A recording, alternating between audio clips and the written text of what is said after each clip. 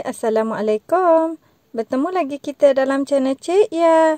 Kali ini Cik Ya ingin kongsi cara isi kehadiran murid dalam sistem IDMI untuk guru.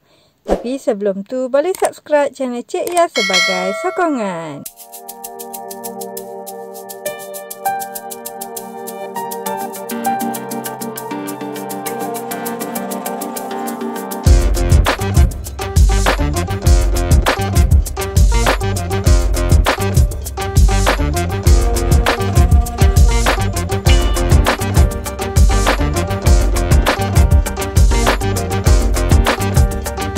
Okey, mula-mula untuk kita isi kehadiran murid, kita perlu login IDMI kita macam biasa.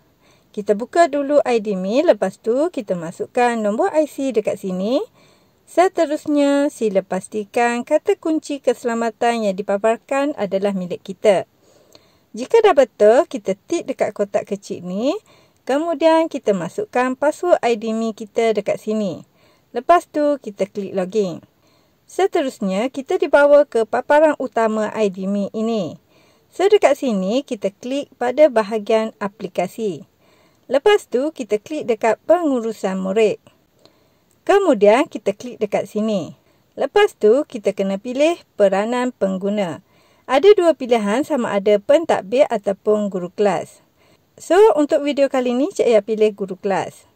Lepas tu, kita klik pula dekat bahagian kiri ni, dekat pengurusan sasiah. Lepas tu, kita klik pula dekat pengurusan kehadiran.